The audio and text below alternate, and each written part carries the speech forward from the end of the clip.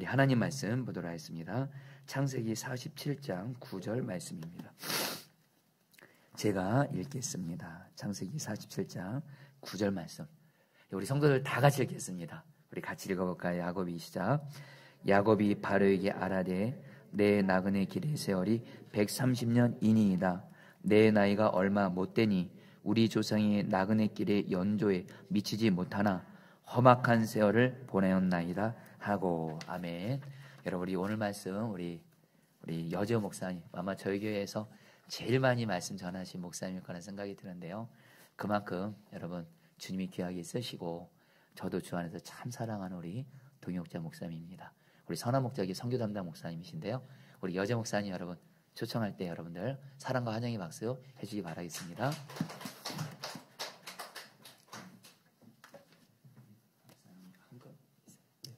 같이 좀 기도 해주시기 바랍니다.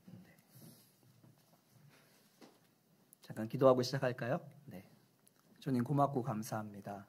성령 집회, 성령께서 친히 우리를 만나시는 시간인 줄 믿습니다. 하나님, 우리의 심령 가운데 다른 것과 비교할 수 없는 하나님을 만나는 은혜가 이 밤에 있을 줄 믿습니다.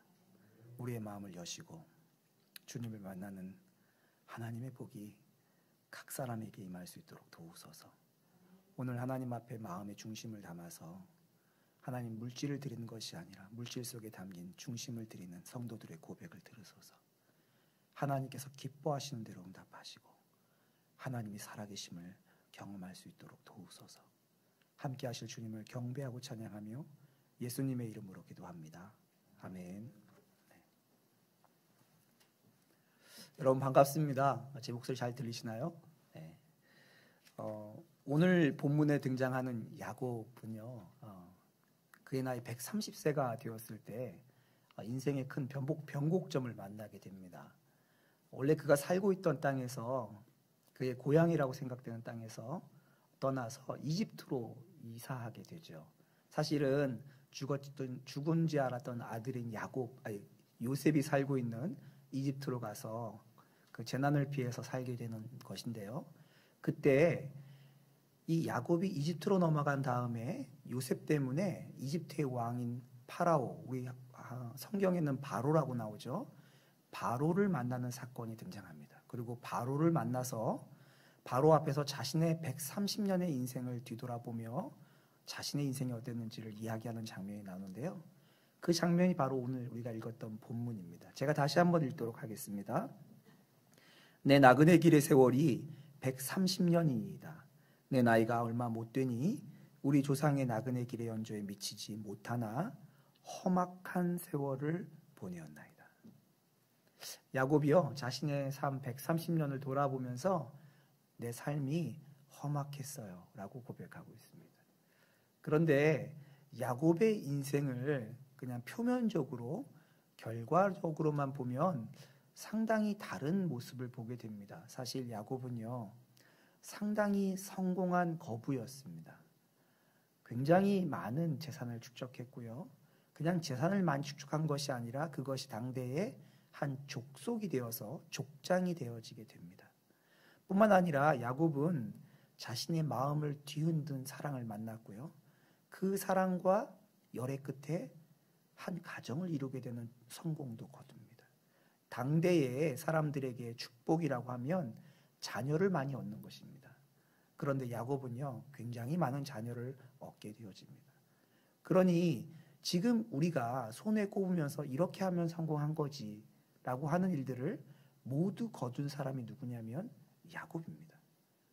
그런데 그런 야곱이 자신의 인생을 130년을 뒤돌아보면서 뭐라고 말하냐면 내 인생이 험악했습니다 라고 말합니다.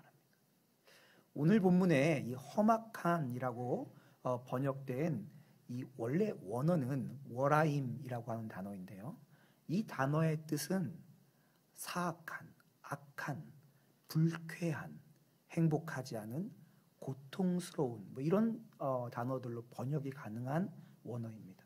그러니까 야곱이 지금 뭐라고 말하고 있냐면 제 130년의 인생은 험악했고 불쾌하고 그리고 고통스럽고 불행했습니다. 이렇게 고백하고 있는 거예요. 야곱 이렇게 험악하고 고통스럽고 불행한 삶을 살았던 사람은 저희가 볼 때 별로 닮고 싶은 사람은 아니지요. 여러분 인생을 마감할 때쯤 돼서 이런 고백을 하고 싶은 사람이 누가 있겠어요? 그런데 참 아이러니컬하게도 하나님께서는 의도적으로 이 야곱의 삶을 성경에 아주 낱낱이 기록해 두셨습니다. 창세기가 총 50장에 걸쳐서 기록되어 있는데요. 이 창세기 50장에 등장하는 수많은 믿음의 조상들 중에 가장 많이 등장하는 사람이 야곱입니다. 무려 창세기의 절반에 해당하는 25장에 걸쳐서 야곱을 소개하고 있습니다. 물론 거기에는 야곱의 자녀들의 이야기가 들어가 있기도 하지만 그것이 곧 야곱의 이야기입니다.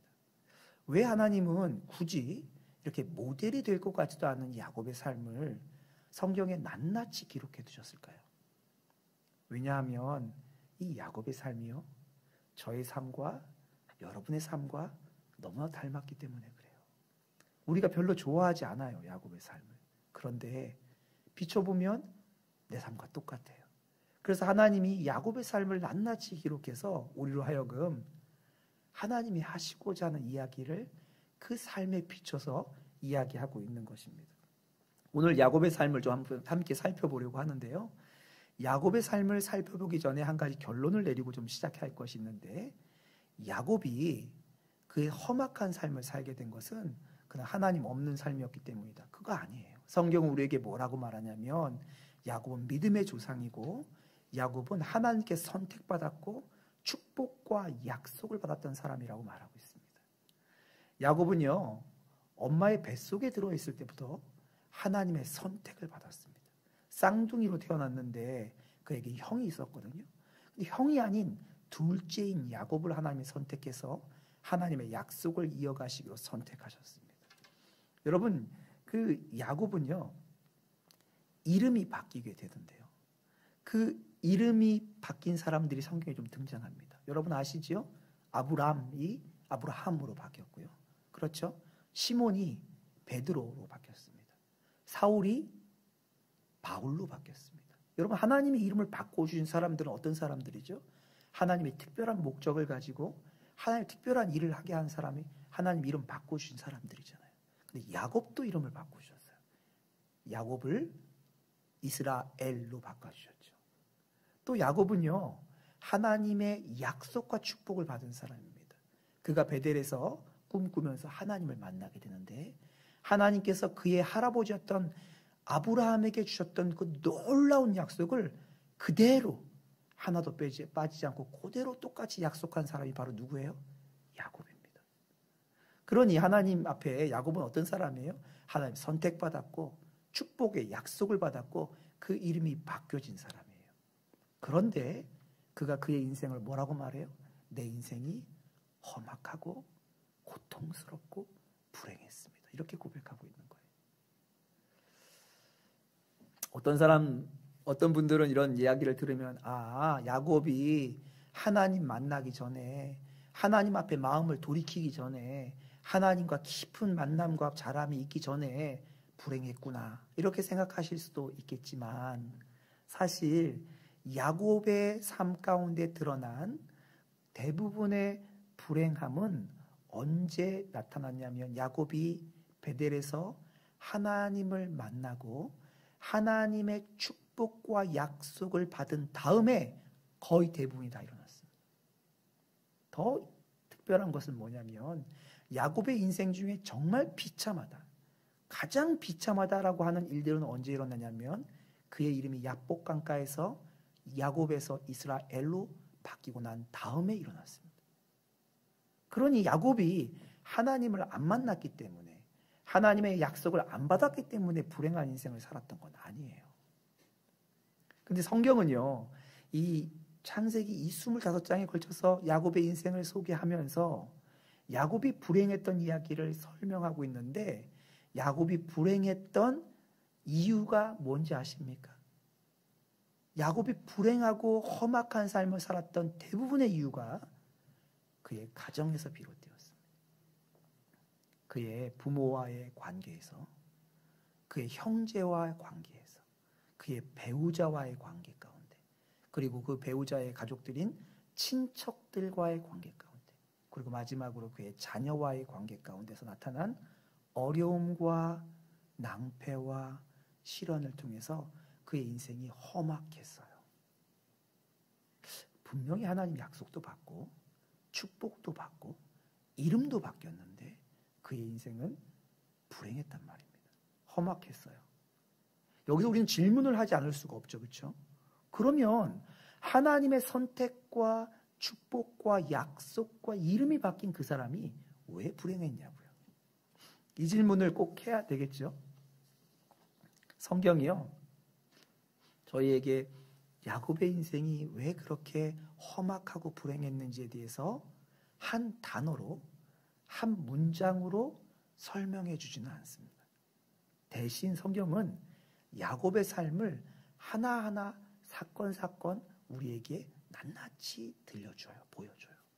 그래서 그 사건을 이렇게 보고 그 이야기를 보면서 아, 야곱의 인생이 이랬구나 라고 하면서 우리가 그 이유를 생각하고 유추할 수 있도록 해줍니다. 여러분, 야곱이라고 하는 이름을 들어보셨는데, 많이 들어보셨는데 그 이름의 뜻이 뭐죠? 성경에 나와 있어요. 야곱이라고 하는 그 이름의 원래 의미가 무엇인지 성경이 소개하는 3가지 정도의 의미가 있는데, 첫 번째가 뭐예요? 발 뒤꿈치를 움켜잡다라고 하는 이름의 뜻을 가지고 있습니다. 또 하나 그의 이름의 뜻이 뭐라고 그래요? 속이는 거라, 속이다라는 뜻이고요.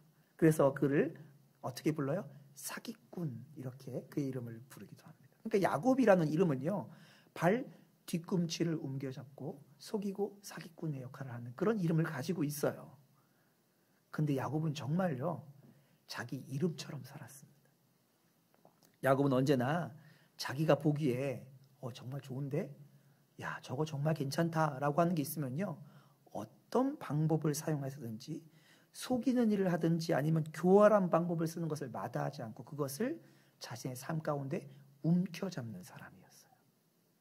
자신이 보기에 무엇이든지 좋은 게 있으면 최선을 다해서 그것을 자신의 삶으로 끄집어 당겨서 자신의 삶의 것으로 소유하고 누리기 위해서 모든 것 대가를 다 지불하는 사람이 누구였어요? 야곱이었어요. 그 야곱의 이야기를 한번 읽어보세요. 읽어보시면 알겠지만 야곱이 저거다 하는 순간 그걸 잡기 위해서 인생을 투자하고 그것을 잡아내는 인생을 살아가게 됩니다. 그래서 정말요, 야곱은 언제나 자기가 꿈꾸는, 자기가 생각하기에 좋은 것들을 결국 자기의 손에 움켜잡게 되어줍니다. 자기가 원했던 것 대부분을 다 자기 인생에 누리게 되어져요. 그래서 야곱이 그런 삶을 살았던 것 같아요. 그런데 여러분, 야곱의 이야기를 읽어보면 야곱이 그토록 움켜잡고 그토록 그것들을 이렇게 가져오고 싶었던 이유가 뭐 특별하게 대단하고 원대한 게 아니었습니다. 한번 야곱의 이야기를 한번 쭉 읽어보세요. 거기에 나오는 야곱의 소원이 뭐냐면, 내 삶이 행복했으면 좋겠다. 우리 가정이 행복했으면 좋겠다. 내 삶과 우리 가정의 삶이 평안하고 안전하고 무탈했으면 좋겠다. 이게 야곱이 가지고 있는 그 움켜잡았던 이유들이에요. 그런데요, 야곱이 그렇게 생각한 거죠. 저거 있으면 내 삶 행복할 거야. 저거 있으면 우리 가정 무탈할 거야.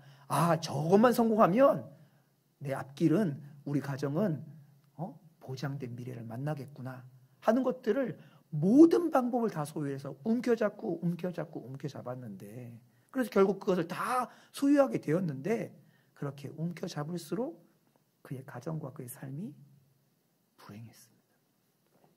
그렇게 움켜잡으면 더 행복하고 보장된 미래가 올 거라고 생각했는데, 그렇게 움켜잡을 때마다 그런 험악한 일을 만나게 되어져요. 성경은 그것을 우리에게 소개하고 있어요. 야곱은 최선을 다해서 움켜잡았는데 그 삶이 험악해진 것들. 이제 야곱의 삶 속으로 우리가 한번 성경 안으로 점프해서 들어가서 그 삶을 한번 잠깐 살펴보기를 원합니다. 여러분, 야곱이 맨 처음에 무엇을 움켜잡았죠? 야곱의 생각에 아버지가 나를 축복하면, 아버지 유산을 내가 받게 된다면 나는 행복할 거야, 이렇게 생각했죠. 그래서 야곱이요, 장자의 권리를 얻기 위해서 자기 형이 가장 연약할 때, 자기 형이 가장 도움이 필요할 때 그 기회를 확 움켜잡아갖고 팥죽 한 그릇에 자기의 형이 가지고 있던 장자의 권리를 받아내고 맙니다. 그리고 나니까 이제 장자의 축복도 받고 싶은 거예요. 그런데 장자의 축복을 받기 위해서 어떻게 하죠? 이번에는 약할 때 할 수가 없으니까 자기 형을 속이고 자기 아버지를 속여서 형이 받아야 되는 장자의 축복을 또 움켜잡고 말죠. 왜요? 그거 있으면 행복할 거라고 생각했거든요. 그거 있으면 괜찮을 거라고 생각했어요. 그런데요, 참 아이러니컬하게도 그 일로 말미암아서 야곱은 형과의 관계가 틀어집니다. 그리고 그의 갈등으로 말미암아서 야곱은 자신이 그토록 사랑하는 자신들의 가족을 떠나야 했어요. 그리고 멀리 타향으로 가서 타향 생활을 시작해야 됐습니다. 그것도 무려 20년이라는 긴 시간을 타향에서 보내야 했어요. 이것만 있으면 내 인생 행복할 거야 라고 했던 그것이 그의 삶에 가장 큰 슬픔을 시작하는 일들을 만들어내죠. 여러분 타향 생활을 해보신 분들은 있으신가요? 물론 뭐 지방에서 서울 올라오는 것도 타향 생활이죠. 이것도 굉장히 어렵죠. 하지만 외국 생활을 하는 것은요, 그것이 아무리 좋은 곳이라 할지라도 참 쉽지 않습니다. 타향 생활에 그래서 한 가지 두 가지 자기에게 위로가 주는 게 있으면 그거는 꼭 누리고 싶어요. 근데 야곱이요, 타향 생활을 하는 중에 자기의 마음을 완전히 사로잡는 것을 만나요. 야, 이것만 있으면 내 인생 타향에서도 행복하겠다. 절대 내 인생 불행하지 않겠다 하는 여자를 만납니다. 자기의 마음이 통째로 흔들린 여자를 만나서 야, 저 여자하고 결혼만 하면 내 인생 괜찮겠다. 야, 저 여자하고 내가 결혼하고만 하면 내 모든 서러움, 슬픔, 힘듦 다 날아가겠다. 이렇게 생각했어요. 무려 14년을 통째로, 정말 14년을 기다린 게 아니고요. 14년을 통째로 다 바쳐서 그 여자를 결국 자신의 아내로 받아들이게 됩니다. 놀랍죠? 자기가 그토록 원하는 걸 얻었어요. 그런데 아십니까?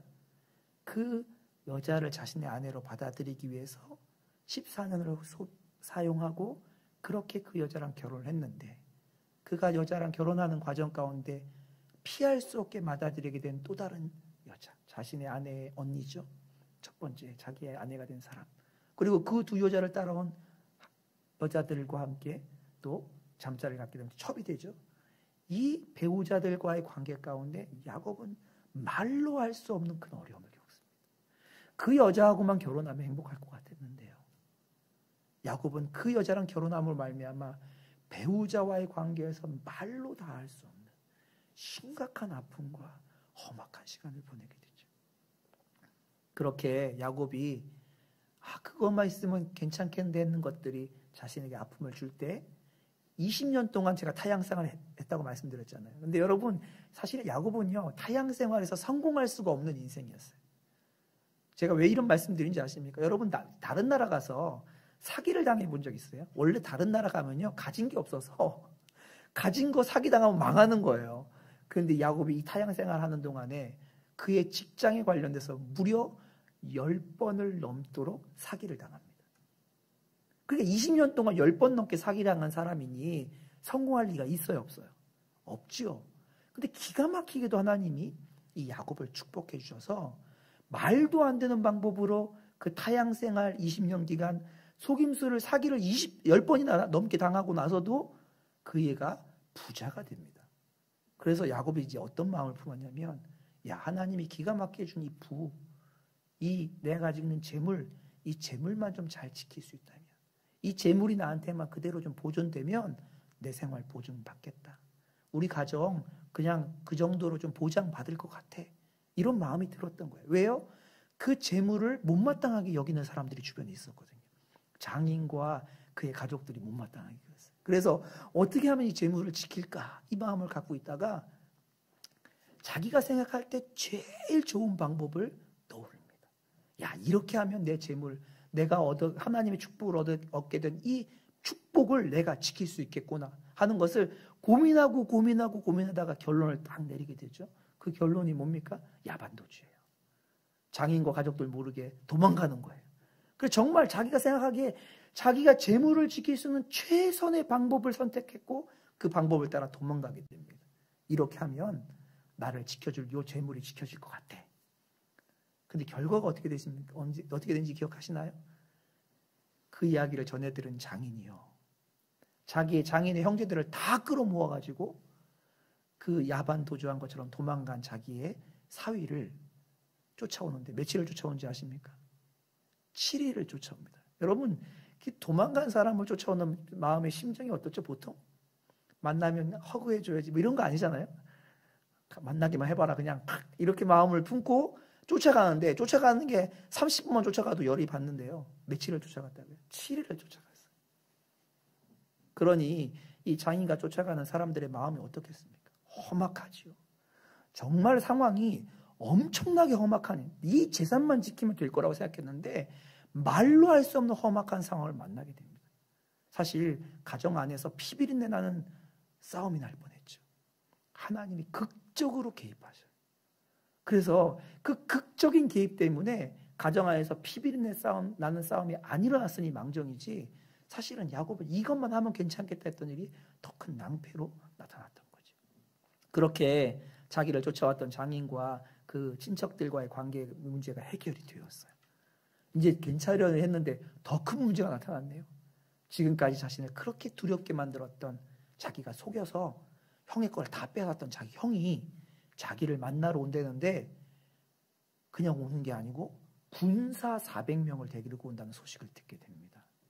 여러분, 이 군사 400명 데리고 오는 게 뭐 별거냐 이렇게 생각할지 모르겠는데, 야곱도 많이 종들도 많고 괜찮지 않냐 그러는데, 여러분, 아브라함이요, 내 왕조와 함께 쳐들어와서 자기의 조카 롯을 사로잡아 갔던 그 왕들의 군대와 싸울 때 데리고 갔던 사람의 숫자가, 군사의 숫자가 400명이 안 됩니다. 그 당시로 치면요, 한 나라하고 싸우는 정도의 군사가 자기를 찾으러 오는 거예요. 그러니까 이 야곱이요, 갑자기 그 순간 확 깨달은 게 있어요. 내 인생에 제일 중요한 게 뭔지 이제 알겠다. 그때 결론이 뭐예요? 목숨이죠. 내가 살 수만 있다면, 그러면서 지금까지 이것만 있으면 되겠다 했던 게 뭐예요? 재산이잖아요. 그 재산을 막 앞에서 띄어서 보내는 거예요. 먼저 보내고, 이것만 있으면 내 인생 보장될 거 했던 재산들을, 그거 지키려고 막 이렇게 야반도주했던 재산들을 앞에다 막 띄어서 보냅니다. 자기 14년을 통째로 바쳐서 이 사람만 있으면 행복할 거라 했던 자기 아내도 결국에 맨 마지막에 앞에 띄어서 보냅니다. 자기 목숨만 지킬 수 있으면 괜찮을 거라고 생각했는데, 그러고 나니까 얼마나 비참해요? 자기 인생이 아무것도 아닌 게 된 거잖아요. 20년을 투자해서 모았던 재산도, 14년을 통째로 들어서 함께하게 되었던 아내도 사실은 자기에게 그게 아니었다는 것이 발견되는 비참함 앞에 야곱이 거하게 됩니다. 이때도 하나님이 기가 막힌 방법으로 개입하셔서 야곱을 건져주세요. 그리고 드디어 야곱이 20년 만에 자기의 고향 땅으로 돌아옵니다. 이제 자신을 괴롭히던 게 사라졌어요. 자신을 못마땅하게 여기던 장인의 그 가족들도 없어지고, 자기가 그토록 두려워하던 형도 이제 화해하게 되었죠. 그러니 이제 야곱에게는요, 보장된 미래만 남은 것 같아요. 뿐만 아니라 고향으로 돌아온 다음에 훨씬 더 큰 부자가 됩니다. 사업은 번창하고 잘 돼요. 이제 야곱의 마음에 어떤 마음이 들었냐면, 이제 좋은 곳에 정착하기만 하면 되겠다. 그러면 우리 가정의 미래가 보장될 거야. 야, 이제 우리 가정도 이제 위험 넘겼어. 위기 넘겼으니까 좀 좋은 곳에 정착해서 아이들 잘 교육시키고 하면 우리 가정 괜찮겠지. 이런 마음이 야곱에게 든 거예요. 사실 하나님께서 야곱을 어디로 부르셨죠? 야곱을 베델로 불렀잖아요. 그런데 야곱이 볼 때는 더 좋은 곳이 있었어요. 정착하기에 딱 좋은 곳이 있었어요. 거기가 어디죠? 세겜입니다. 그래서 야곱이 세겜에 정착하기로 결정해요. 그 마음에 세겜에서 잘 정착만 하면 우리 아이들의 교육도, 미래도, 우리 가정의 행복도 보장될 거야. 저희들도 보면 그냥 아무 집이나 골라보세요. 집 드릴 테니까 한번 골라보세요 하면 여러분들이 좋아하는 집, 동네가 있으시죠? 선호하는 그런 아파트나 뭐 이런 게 있으시죠? 그런 것처럼 야곱도 세겜을 선택한 거예요. 왜요? 세겜에 잘 정착하기만 하면 괜찮을 거라 생각했던 거죠. 그런데요, 야곱이요, 세겜 땅에서 그 인생의 가장 비참한 일을 겪게 됩니다. 자신의 딸이 하루아침에 외국인들에게 납치를 당해요. 납치당한 딸이 외국인들에게 강간을 당해요. 외국인에게. 그리고 그것에 사로잡혀 있게 됩니다. 이 일로 말미암아서요, 야곱의 아들들이 살인사건에 연루되는데요. 그냥 살인사건이 아니라 집단 살인사건에 연루가 됩니다. 그리고 이 살인사건으로 말미암아 어떤 일이 일어나냐면 야곱의 가족 전체가 그 살인사건의 복수를 받아서 가문 전체가 멸살될 수 있는 심각한 위험 앞에 놓이게 되어집니다. 아니, 야곱이 별거 꿈꿨어요? 그냥 안정적인 땅에 잘 정착하는 게 원하였던 거죠. 근데 그거 움켜잡고 보니까요, 가문 전체가 말살될 수 있는 위험 앞에 놓이게 됩니다. 이때도 하나님이 기가 막히게 개입하셔서 야곱을 지켜주십니다. 이제 야곱이 다른 꿈 안 꿉니다. 그냥 하나님 주신 자녀들 중에 좀 장래가 촉망되어 보이는 아들이 있는 거예요. 얘를 보면 마음도 흐뭇하고 애가 정말 똘똘하고 장래가 촉망되어 보이니까 얘한테 좀 더 투자해야겠다, 이런 마음이 들었죠. 그래서 그 애를 향해서 좀 더 특별한 교육도 시키고 좀 특별한 대우도 하고 투자도 좀 많이 하고 했어요. 왜? 얘를 잘 양육해서 얘가 잘 되면 그냥 우리 행복이다, 이게 우리 가문에 이게 영광이다. 그 다른 아들을 미워한 거 아니에요. 얘에게 좀 더 기대를 가졌던 것 불거예요. 그래서 이 아이가 잘 자라주기만 하면 내 인생 행복하겠다, 우리 가정 괜찮아지겠다 생각한 거죠. 그런데 그 일 때문에 다른 사람도 아니고 자신의 아들들이, 자신의 자녀들이 작당을 합니다. 그리고 아버지를 속이고 자기가 그렇게 마음들어하는 미래가 촉망되는 그 아들을 잡아다가 외국에다가 노예로 팔아버려요. 그리고 자기한테는 그 아들 죽었다고 말합니다. 그래서 야곱은 그날부터 가장 사랑하던 자신의 소망과 자신의 기대가 있던 그 아이에게 아이가 죽어버리는 슬픔과 어려움을 마음으로 겪게 되었습니다. 여러분, 이것이 야곱이 우리에게 보여주는 이야기입니다. 제가 소개하지 않은 이야기도 많지만 반복적으로 야곱은 그래요. 움켜잡았는데 그것이 재앙이 되고, 움켜잡았는데 그것이 슬픔이 되는 일을 우리에게 보여주고 있습니다. 야곱이 우리에게 뭘 보여주고 있는 거죠? 우리가 가지고 싶은 거, 우리가 누리고 싶은 거, 우리 생각에 좋고 안전하고 행복을 주는 것들을 모두 손에다가 이렇게 움켜잡아도 그것이 우리의 행복을 보증해 주는 것이 아니라는 것을 성경이 우리에게 말해주고 있어요. 지금 우리의 마음에 그런 게 있잖아요. 이 일만 일어나면, 이런 일들만 나에게 벌어진다면 행복할 거야. 우리 애, 사업, 관계, 지금 맞대는 이 문제, 이것만 지나면 괜찮아져. 근데 야곱은 뭐라고 말해요? 그 일이 돼도 우리에게 행복이 보증되는 게 아니라고 말하고 있어요. 저는요, 1998년도에 중국에 선교사로 갔습니다. 그때 인턴 선교사로 2년 동안 중국에 선교사로 있을 때 하나님께서 저를 평생 선교사로 불러주셨어요. 그래서 그때 하나님께서 부르신 부르심을 따라서 평생 살기로 마음을 결정하게 됩니다. 그래서 그것 때문에 저는 이제 신학도 하게 되어지고, 그것 때문에 저는 6년이라고 하는 특별한 선교 훈련도 받게 되어집니다. 그리고 제가 신혼여행을 제주도로 갔거든요. 제가 왜 제주도로 갔냐면요, 별거 아닙니다. 평생 외국에 살 거니까 이때 아니면 언제 국내 여행하겠냐 싶어서 제주도 간 거예요. 그렇게 인생을 살았습니다. 저희 집 아이가 4명이 태어났는데 아이가 태어날 때마다 저는 생각했어요. 이 아이들과 함께 선교지에서 동역하며 살라고 보내셨구나. 그래서 아이들이 말을 못할 때부터 아이의 눈을 보면서 자주 말했습니다. 우리는 선교지에서 살 거야. 아이는요, 뭔 말인지 몰라도 계속 듣다 보니까 그게 자기 운명이 됐어요. 최면을 걸듯이 아이에게 말하면서 살았습니다. 저는요, 선교지에 가기 전에도 바빴습니다. 저희 집에 있는 책들을 다 꺼내다가 커다란 작두를 사서 책들을 다 잘랐어요. 왜 잘랐냐고요? 한 장 한 장 디지털 스캔을 했습니다. 그래서 그걸 다 디지털 스캔을 해서요, 몇 달에 걸쳐서 해갖고 컴퓨터에 다 집어넣고 학교가 없는 곳에 가도, 도서관이 없는 곳에 가도 우리 아이들 교육시킬 준비하려고. 선교지 가면 그런 곳이 있을 수 있잖아요. 그러니까 그거 준비했어요. 저희가 파푸아에서 부족으로 들어가기 전에도 저는 엄청 바빴습니다. 태양열 패널을 사고 태양열 패널을 충전해서 이렇게 전기를 저장할 수 있는 배터리를 구입하고 또 배터리로 돌아가는 여러 가지 물품들을 구입하고 물이 없기 때문에 물 정수 시스템을 만들고 이런 것들을 다 준비하려고 너무 바빴습니다. 들어가기 전에 뭐 했는지 아십니까? 저희 집에 바나나, 파파야, 오리, 닭, 개 안 키워본 게 없이 다 키워봤어요. 왜요? 부족에 들어가면요 시장이 없어요. 그러니까 저희가 키워서 먹어야 되잖아요. 그러니까 키우는 연습을 안 해봤잖아요. 그래서 거기서 하나하나 다 키워보고 어떻게 닭은 알을 낳으며 어떻게 깻잎은 키우고 열대지방에서 깻잎을 키우기 위해서는 어떻게 이거 뭐 연습 엄청 했습니다. 왜 그러냐고요? 거기서 들어가서 하려고. 저희 집에 가족들에게 제가 참 인색했습니다. 좋은 거 잘 안 줬어요. 심지어 선교지에서 구할 수 있는 물건도 부족에 들어가면 못 구하는 물건이면 안 줬어요. 왜? 우리 들어가면 없이 살 거니까 연습해보자. 그렇게 했어요. 왜요?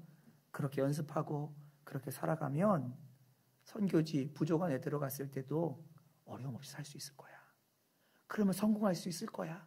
그 생각으로 철저하게 계획을 가지고 모든 일의 계획을 가지고 그 계획을 따라 살았어요. 야곱처럼요. 저는 그렇게 살면 하나님 부르신 일도 이루고 선교 사역도 성공할 거라고 생각했던 거예요. 그러던 저희 가정에 어려움이 찾아왔습니다. 근데 그렇게 오랫동안 준비했는데 그 준비한 것으로 다룰 수 없는 어려움이 찾아왔어요. 연습도 엄청 많이 했는데 연습한 게 소용이 없는 어려움이 찾아온 거예요. 그래서 저는 어쩔 수 없이 안식년을 신청하고 한국으로 돌아왔습니다. 제가 한국으로 돌아와서 뭐 했는지 아십니까? 이 어려움을 해결할 수 있는 전문가들을 만나기 시작해요. 방법을 찾기 시작한 거예요. 효험이 있다고 생각하는 모든 방법들을 다 소용해요. 이것을 도울 수 있다고 생각하는 모든 사람들에게 전화를 다 걸어서 도움을 요청하고 조금이라도 비슷한 것들에 대한 경험이 있는 사람이 있다면 다 연락을 해서 제가 할 수 있는 모든 방법을 다 동원해서라도 이 어려움을 해결하려고 노력했어요. 그런데요, 잘 되지 않았어요. 안식년 시간이 지났는데도 이 문제가 잘 해결되지 않았어요. 그래서 저는 믿었어요. 하나님께 기도하고 하나님께서 만약에 저희 가정을 지금 응답해 주신다면 가장 먼저 하실 일이 있다면 우리 가정에 찾아온 이 어려움을 해결해 주실 거야 라고 저는 믿고 있었어요. 왜요? 제가 보기에는요, 그것이 최선이에요. 그것이 정답이에요. 그것이 마땅한 바예요. 그러니 당연히 하나님이 그것부터 해주셔야죠. 제가 제 욕심으로 뭘 하나요? 아니요. 하나님 부르심 앞에 하나님 약속을 붙잡고 하나님의 부르신 곳을 향해 가기 위해서 그 일이 이루어져야 되잖아요. 그러니 그것이 최선이고 그것이 정답이고 그것이 마땅한 바죠. 그런데요, 주님 앞에 나가면 주님은 항상 동일한 말씀을 하셨어요. 재우야, 너 그 어려운 거, 네가 손에 움켜잡고 있는 그거 나한테 맡겨라. 그리고 너는 나한테 와. 그리고 내 그늘 아래서 좀 쉬어라. 너 붙잡고 있다고 참 고생했다. 너 그렇게 움켜쥐고 있던 거 이제 좀 풀어놔. 저는 하나님 그 말씀하시면요, 아멘 주님 그렇게 하겠습니다. 그렇게 말했어요. 그러다가 상황이 좀 바뀌어서 이 어려움이 점점 커지고 막 중압감이 커지면 말을 확 바꾸는 거예요. 하나님 앞에 가서. 하나님, 맡긴다고 가만히만 있을 수는 없지 않습니까, 주님? 주님, 해결해 주십시오, 이모한테. 하나님 해결해 주십시오. 주님 아시잖아요. 제 안식년 이때까지. 하나님 저에게 허락된 시간 이때까지인데 하나님 요날까지는 하나님 하셔야 돼요. 하나님 하세요. 기적을 보여주세요. 하나님 어떻게든지 하나님 이 일들을 좀 바꿔주세요. 하나님 요날까지는 행해 주세요. 하나님이 살아계셨다는 것들을 제가 좀 간증하고 다닐 수 있도록 하나님 그 일도 좀 해주세요. 저는 철저하게 야곱이었어요. 하나님의 길을 가고 하나님께서 부르신 길을 가면서도 움켜잡고 싶었던 거예요. 제가 보기에 최선의 길, 제가 보기에 마땅한 거, 제가 볼 때 이거 하면 된다고 생각하는 그 일을 제 손에 붙잡고 제가 계획하고 노력하고 애쓰는 것처럼 그렇게 해결되기를 하나님 앞에 요청하고 살았던 것이죠. 결국 그렇게 들어온 지가 2년 반이 지났습니다. 저는 지금 제가 꿈꾸고 제가 붙잡고 제가 마땅하다고 생각하는 일들이 이루어지지 않아도 하나님이 괜찮은, 아무 일도 이루어지지 않아도 마음의 평안함을 가질 수 있는 하나님을 만나는 연습들을 하고 있습니다. 여러분, 야곱이 인생이 맞춰갈 때쯤에 되어서 하나님께서 찾으셨던 달라진 고백을 하게 되어집니다.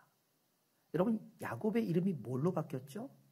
이스라엘로 바뀌었죠. 여러분, 이 이스라엘이라고 하는 이 이름, 그 히브리 원어의 뜻이 뭔지 아십니까? 이 이스라엘이라고 하는 원어의 뜻은 하나님이 주도하시다, 하나님이 이기시다라고 하는 뜻입니다. 야곱은 지금까지 어떤 사람이었죠? 항상 움켜쥐는 사람이었어요. 누가 주도했던 사람? 야곱이 주도했죠. 야곱이 보기에 괜찮은 게 있으면 어떻게든 움켜줘.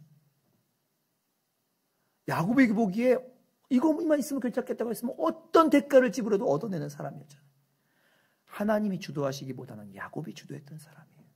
그런데 하나님께서 그 이름을 이스라엘로 바꾸시고요. 야곱이 그리고 이제 이집트로 온 다음에 이집트에서 130세 이집트에 왔는데요. 17년을 더 이집트에 살게 됩니다. 그의 나이 147세가 되었을 때, 그가 죽음을 앞두고 있을 때 야곱이 이렇게 고백합니다. 한번 들어보시기 바랍니다. 창세기 48장 15절과 16절 중에 일부를 제가 읽겠습니다. 내 조부 아브라함과 아버지 이삭이 섬기던 하나님을 부르죠. 그리고 이렇게 고백합니다. 나의 출생으로부터 지금까지 나를 기르신 하나님, 나를 모든 환난에서 건지신 여호와. 야곱은 지금까지는 어떻게 살았어요? 자신이 움켜잡은 걸로 살았던 사람이에요. 자신이 어떻게든 그 보장된 것을 붙잡고 살아갔던 사람이에요. 근데 야곱이 뭐라고 고백해요 지금? 나를 태어날 때부터 지금까지 기르신 분이 하나님이세요. 내가 움켜잡아서 된 거 아니에요. 하나님이 건지시고 기르시고 이끄셨던 거네요.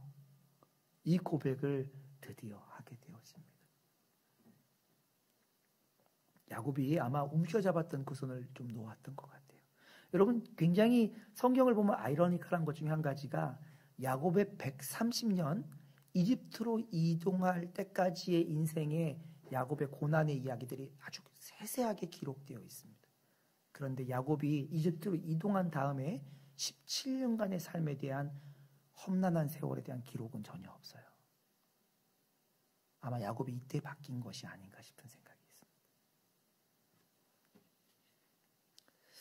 제가 이런 말씀을 드리면 아마 질문하고 싶은 분들이 계실 거예요. 목사님, 저도 알아요. 목사님 말씀하기 전부터 저도 하나님이 그렇게 말씀하시는 것 같았어요. 내려놔라. 움켜잡은 거 풀어야지. 저도 어렴풋이 느끼고 있었어요. 근데요, 목사님, 안다고 되는 건 아니더라고요. 움켜잡지 말아야 하지 않은데요. 놓으면 죽을 것 같아요. 놓으려고 하니까 정말 죽을 것 같아요. 아마 이런 질문들을 하시고 싶은 분들이 계시죠? 사랑하는 여러분, 우리 인생에 움켜잡고 있던 것을 놓아야지 그제서야 보이는 것이 있습니다. 우리의 움켜잡고 있는 것을 놓았을 때 비로소 우리의 인생을 움켜잡고 계신 하나님의 손이 보입니다. 우리의 인생을 움켜잡고 건지시고 살리시고 기르신 하나님을 경험할 수 있게 되는 것이죠. 여러분, 이 야곱의 이야기를 제가 다시 한번 좀 하려고 해요. 이번엔 전혀 다른 이야기로 좀 하려고 합니다. 지금까지 야곱의 관점에서 이야기를 좀 나눴죠. 사실은 근데 성경은요, 야곱의 이야기를 소개하며 하나님의 이야기를 하고 있거든요. 하나님의 관점에서 이 야곱 이야기를 한번 잠깐 짧게 다시 살펴보기를 원합니다. 하나님은 야곱이 어떤 사람인지 너무나도 잘 아셨습니다. 그를 모태에서부터 주목하셨던 하나님이세요.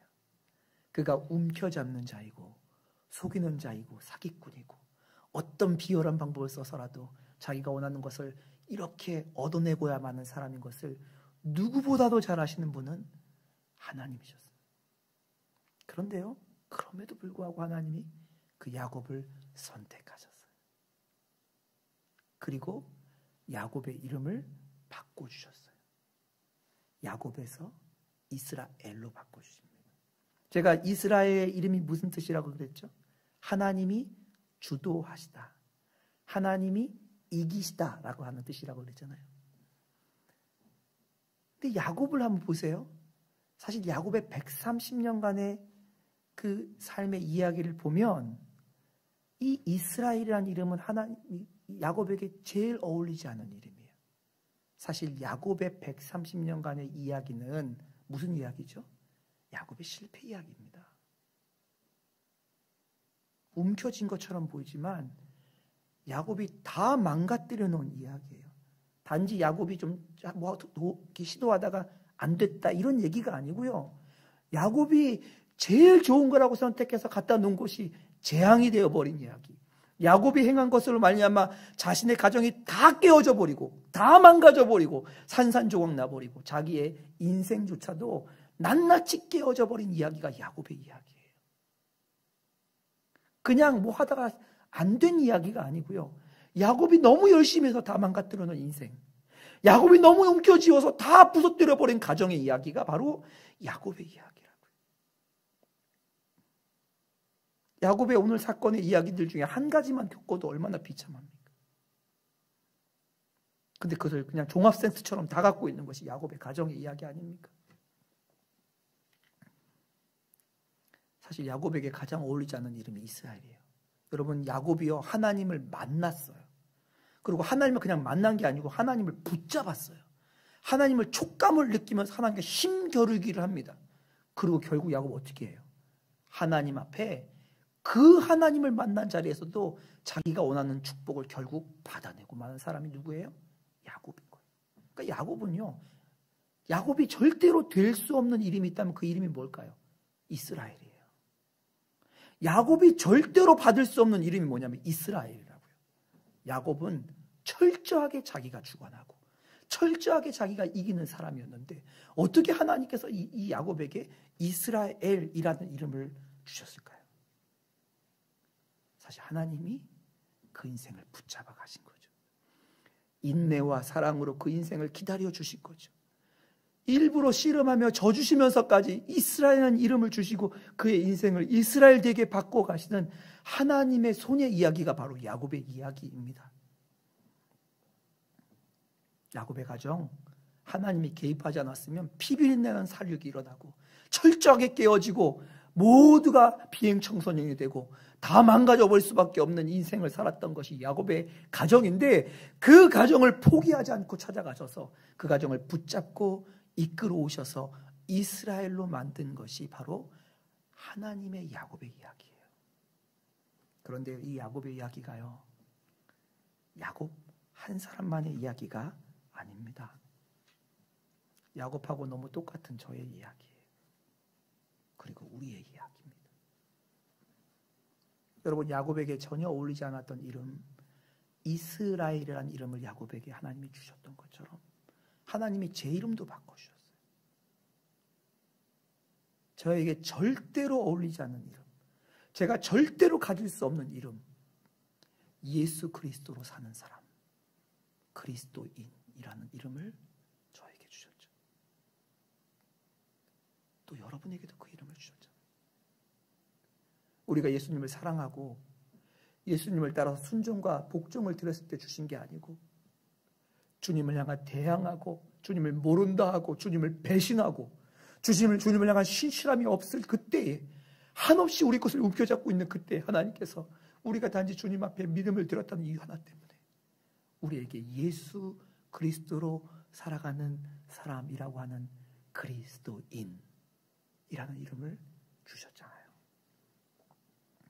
야곱이 다 망가뜨려 놓는 삶과 가정을 움켜잡고 지키시고 기르시고 살리셨던 것처럼 하나님이 우리의 인생도 그렇게 하고 계시지 않나요? 자연적인 법칙에 의해서만 벌써 망가져도 망가졌어요. 우리 인생, 우리의 가정, 하나님이 붙잡고 계신 거죠. 하나님의 우리의 인생에 우리의 가정을 지키고 계신 거죠. 언제 깨졌어도 전혀 설명할 수밖에 없는, 너무나 받아들일 수밖에 없는 우리의 부부관계, 언제 망가지고 언제 그냥 파멸로 치더라도 아무런 대항할 수 없는 우리의 자녀들, 우리의 부모님, 우리의 사업, 우리의 직장, 우리의 가정, 누가 붙잡고 계셨나요? 하나님이 붙잡고 계신 거예요. 오늘 인생 가운데 내 인생 다 망했어, 난 여기가 끝이야, 더 이상 소망은 없어 라고 생각하는 그 현장 가운데 서 계신 분들 계십니까? 여러분, 하나님은 포기하지 않으셨어요. 야곱의 인생에 찾아가서 그 야곱을 기필코 이스라엘로 바꾸셨던 그분이 그렇게 반복적으로 움켜짐으로 자기 삶을 망가뜨리고도 그것이 자신의 실패인 것을 모르고 반복하고 있는 야곱을 포기하지 않으셨던 하나님이 우리를 그리스도인으로 부르시고 우리의 삶을 포기하신 적이 없으시다고요. 우리의 가정을 포기하신 적이 없으십니다. 야곱을 인내와 사랑으로 기필코 이스라엘로 바꾸셨던 그분께서 오늘도 우리의 인생 가운데 찾아오셔서 우리의 인생을 그리스도가 주관하시는 삶, 그리스도가 책임지시는 삶, 예수 그리스도께서 다스리시는 가정으로 만드시기를 원하고 계십니다. 이것이 야곱의 이야기예요. 야곱만의 이야기가 아니라 우리의 이야기입니다. 우리에게 소망이 없어 보이는 우리의 배우자도, 우리의 가정도, 우리의 자녀들도, 우리의 직장도, 우리의 어떤 삶의 형편도 하나님 절대로 그 손 붙잡으신 손 놓지 않고 계세요. 여러분이 있는 삶의 현장이 약복 강가이건 낯선 타향 가운데 살고 있는 것이건 자신의 아들이 죽었다는 소식을 듣고 있는 그 현장과 같은 삶이건 관계없이 하나님 오늘도 우리의 인생을 붙잡고 우리의 인생을 책임지시고 이끌시고 살리시고 계십니다. 오늘 야곱의 말씀을 통해서 주님께서 우리에게 하시는 말씀이 있지요. 우리의 가정을 향해서 우리가 움켜잡고 있는 거, 우리의 인생을 향해서 우리가 이렇게 못 놓고 꽉 붙들고 있는 그거 하나님이 이제 풀어놔, 괜찮아, 이제 내려놔 라고 우리를 초청하고 계세요. 우리가 그 움켜잡은 거 설령 얻는다 해도요, 그것이 독이 될지 득이 될지 우리는 몰라요. 여러분, 제가 여러분에게 힘 빼, 더 이상 힘 쓰지 마, 이런 말씀 드리는 거 아닙니다. 오해하지 마십시오. 이런 말씀 드리는 거 아니에요. 내려놔, 풀어도 괜찮아 라고 말하는 것은 그 일을 책임지시는 분이 하시는 거예요. 내가 붙잡을 거야, 내가 책임질 거야, 너 인생 망하지 않도록 내가 오늘부터 건지고 이끌고 살아가는 걸 보게 할 거야. 그러니 풀어놔도 돼. 그렇게 말씀하고 있는 거잖아요. 우리 가정을 향해서 가지고 있는 답답함 있으시죠? 속상함 내려놓으시기 바랍니다. 가정 안에서 받았던 상처와 아픔 때문에 원통함도 있죠. 억울함도 있죠. 마음속에 쌓인 상처들 이제 풀어놓으세요. 괜찮아요. 몰라서 그래요, 목사님. 저희 가정에 지금 일어나고 있는 이 일, 이거 그냥 내버려두면 우리 망합니다. 정말 끝나는 거예요. 이 일만큼은 해결돼야 돼요. 이거 이번에 안 되면요, 우리 죽어요. 목사님이 형편을 몰라서 그렇게 말씀하는 거예요. 망할 것 같은 염려? 아니 반대로 이것만 되면 성공하고 괜찮아질 것 같은 기대? 그것도 주님 앞에 내려놓으시기 바랍니다. 힘 빼라는 거 아니에요. 왜냐하면 우리의 삶과 가정에 가장 좋은 것이 무엇인지 아시는 분, 그리고 그것을 주실 수 있는 분이 우리에게 그것을 말씀하고 있기 때문에 그래요. 그리고 그리고 그분이 포기하지 않고 우리의 인생을 움켜잡고 우리 가정을 기르고 돌보시고 있기 때문에 그렇습니다. 여러분 기억하십시오. 우리의 배우자, 부모님, 자녀, 죄송하지만 우리 거 아닙니다. 하나님께서 잠시 이 땅에서 우리에게 주신 선물과 축복일 뿐이에요. 우리 거 아니에요. 그분이 잠시 우리에게 맡겨주신 선물과 축복입니다. 목사님, 그럼 이제 뭐예요? 제가 그거 붙잡고 지금까지 그것 때문에 살아왔는데 그거 내려놓으면 이제 뭐 하나요? 이런 질문들 하시고 싶은 분들이 계실 거예요. 우리 나그네 인생길에서 우리가 가정에서 할 일이 하나 있습니다. 우리의 손에 주먹을 피고 나면 할 일이 딱 하나 남아요. 그것은 뭐냐면 오늘 나에게 하나님께서 하라고 하시는 그 일을 하면 돼요. 오늘 나에게 하나님께서 내디르라고 말씀하시는 그 한 걸음을 내디디면 됩니다. 그 걸음 걸으면 그 다음에 어디로 가는데 몰라도 돼요. 보증이 있나요? 몰라도 돼요. 오늘 나에게 하나님께서 너 이렇게 해라 라고 하시는 그 일, 그 한 가지만 하면 됩니다. 하나님께서 사랑해라 라고 말씀하시면 그냥 사랑만 합니다. 사랑만 하는 거예요. 하나님께서 용서해라 라고 말씀하시면 아무 조건 없이 입을 딱 막고 용서하는 거예요. 용서를 구해라 라고 말씀하시면 그 사람의 반응이 어떻건 관계없이 무릎을 꿇고 용서해달라고 요청하는 거라는 거죠. 염려하지 말고 기다려 라고 하시면 아무 불평하거나 걱정하는 말을 다 입으로 막아버리고 기도하며 잠잠히 기다릴 뿐입니다. 이것이 우리가 할 일이에요. 왜요? 이제 그 일을 움켜잡고 이끄시는 분이 주님이시기 때문입니다. 그 일의 결국을 우리 인생에 가장 좋은 것을 하시며 그것을 주기를 원하시며 그것을 주실 수 있는 그분의 손에 맡겨드리는 거죠. 저는 여러분에게 하나님께서 무슨 말씀을 하시는지 잘 몰라요. 하지만 하나님 오늘 갑자기 설교를 듣다 보니까 한 번도 들어본 적이 없는 이상한 말씀을 들려주고 있다고 생각하지는 않습니다. 지금까지 꾸준히 우리 마음 가운데 놓고 하시면서 사랑하는 아들아, 사랑하는 딸아, 나는 네가 이랬으면 좋겠다 했던 그 말씀을 오늘도 하시지 않을까 이런 생각이 듭니다. 도저히 이스라엘이 될 수 없었던 한 사람을 꼽으라면 그가 야곱이었습니다. 절대로 이스라엘이 될 수 없는 인생. 근데 그 인생을 결국 이스라엘로 바꾸신 하나님. 그 하나님이 오늘 우리의 삶도 우리의 가정도 붙잡고 계십니다. 그리고 그 삶을 인도해 가고 계세요.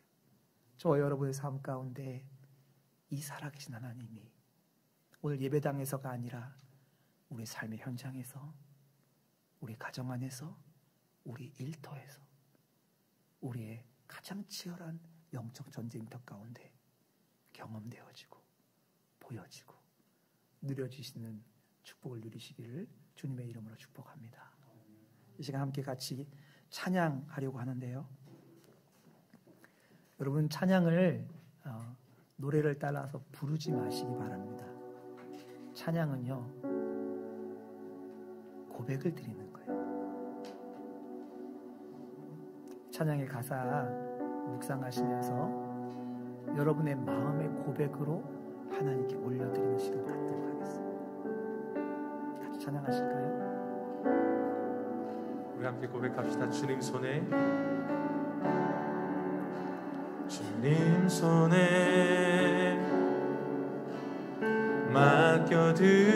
맡겨드리리 나의 삶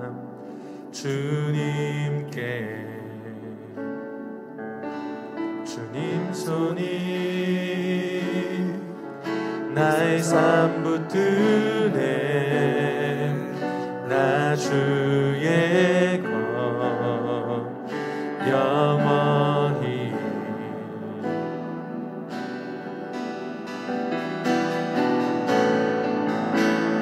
내가 믿는 분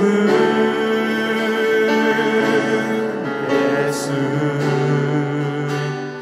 내가 속한 분 예수 삶의 이유 되시네 내 노래 되시네 내가 믿는 분 내가 믿는 분 예수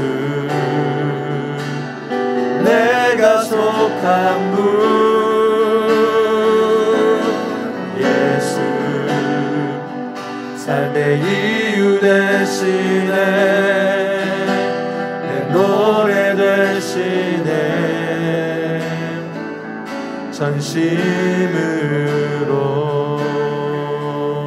전심으로 주와 함께 걸어가리라 주와 함께 걸어가리라 모든 길을 주실래 주 뜻 안에 나 살아가리 주의 약속을 고백을 드리시기 바랍니다.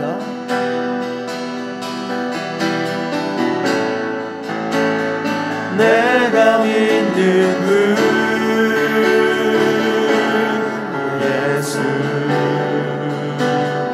내가 속한 분 예수 삶의 이유 되시네 내가 믿는 분 내가 믿는 분 예수 내가 속한 분 예수 삶의 이유 되시네 내 노래 우리 한 번 더 내가 믿는 분 내가 믿는 분 예수 내가 속한 분 예수 삶의 이유 되시네 내 노래 되시네 전심으로 이 시간 솔직한 기도를 드렸으면 좋겠습니다. 하나님 우리가 크게 소리 지른다고 들으시는 분이 아니고 우리의 마음의 중심을 감찰하시는 분이시죠. 그분께 치장하지 말고 수려한 화려 그런 언어 사용하지 않고 솔직하게 고백합시다. 우리 주변에 아프지 않은 사람이 없습니다. 특별히 가정이 아프지 않은 사람들이 없어요. 주님 앞에 올려드립시다. 하나님, 저희 가정 살려주세요. 제가 다 망가뜨리고 제가 다 깨뜨리고 산산조각난 것처럼 보이는 제 가정과 삶도 하나님이 건지시고 살리실 수 있습니다. 주님 살려주세요. 주님 개입해 주세요. 주님, 주님의 손을 보게 해주세요. 하나님, 저희 가정을 살려주세요. 이 시간 한 가지 기도 제목 붙잡고 한번 같이 기도하는 시간 갖도록 하겠습니다. 기도합니다. 아버지 하나님, 아버지 하나님, 우리의 가정을 살려주세요. 하나님 아버지, 하나님 아버지, 그들을 원하여 하나님 그 인생을 살려가서 주님 만나주십시오.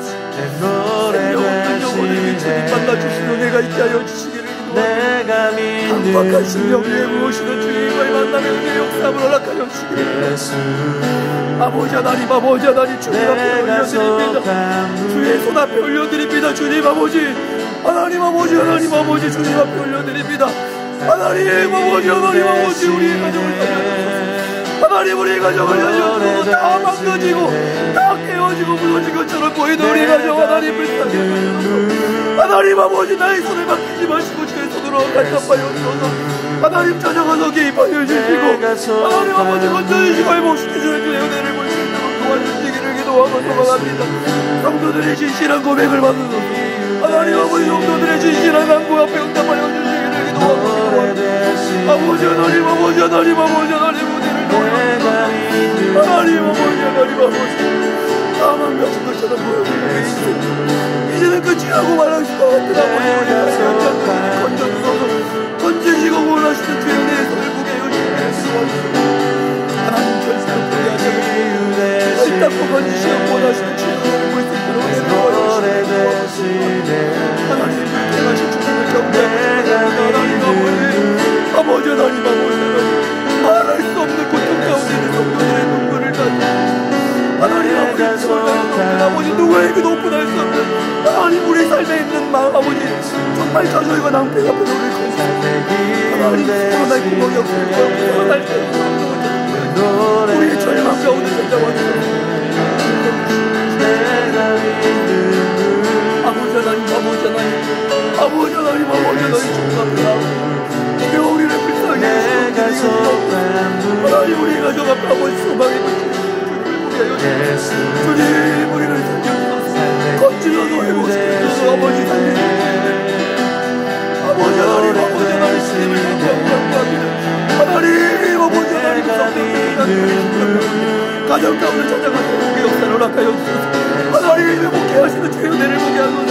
다 망가진 것도 살리시는 주님 주 혼자서 이렇게 세우시는 주님 아버지 작은 것 같은 가정을 살려주시고 망가진 것도 아이고 회복시키시는 주의 은혜를 보게 해주시고 하나님에게 도와주시고 행하신 주님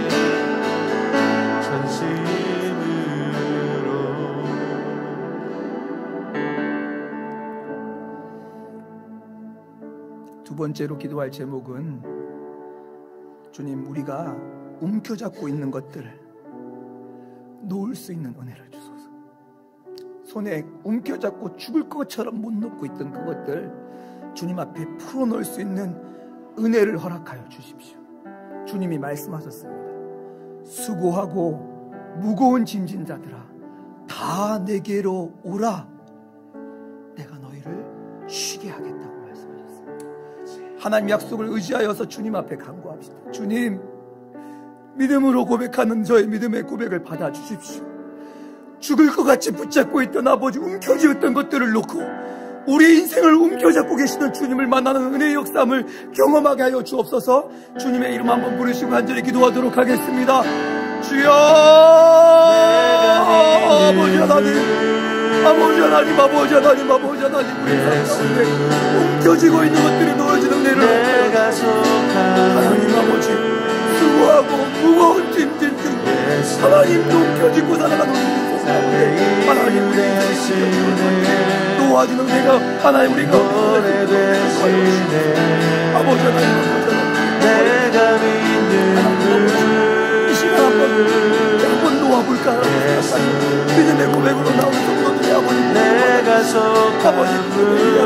하나님 없이는 도와주시고 성령께서 감동을 주시고 우리 인생을 책임지시고 인도하시는 주님을 바라볼 수 있도록 눈을 열어주옵소서. 선명하게 바라볼 수 있도록 열어주옵소서. 주님 아버지 하나님 아버지 그러나 주님 하시고 각 심령들 가운데 찾아가서 성령께서 친히 그 움켜잡은 것들을 우리의 인생을 친히 움켜잡으시고 책임지시고 건지시는 주님을 만나는 은혜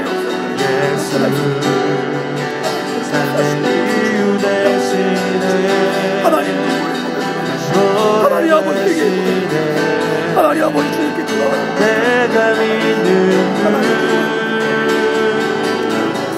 예수 내가 속한 분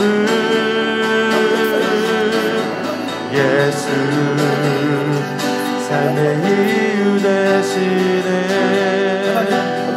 노래 되시네 전심으로. 마지막으로 한 가지만 더 기도하도록 하겠습니다. 주님께서 내가 길이고 진리고 생명이라고 말씀하셨어요. 우리에게 길을 보여주겠다고 말씀하신 것이 아니고 내가 길이다 라고 말씀하셨어요. 하나님, 오늘 나에게 말씀하신 그 한 가지, 그 한 걸음 믿음으로 내딜 수 있는 믿음을 더하여 주옵소서. 한 걸음을 이끌어 주옵소서. 결단이 삶으로 이어질 수 있도록 도와주옵소서. 주의 약속 굳게 붙잡고 말씀하신 것에만 순종하는 순종의 삶을 살 수 있는 힘과 은혜를 더하여 주옵소서. 주님 앞에 기도하다가 각자의 자리로 돌아가시면 되겠습니다. 기도하겠습니다.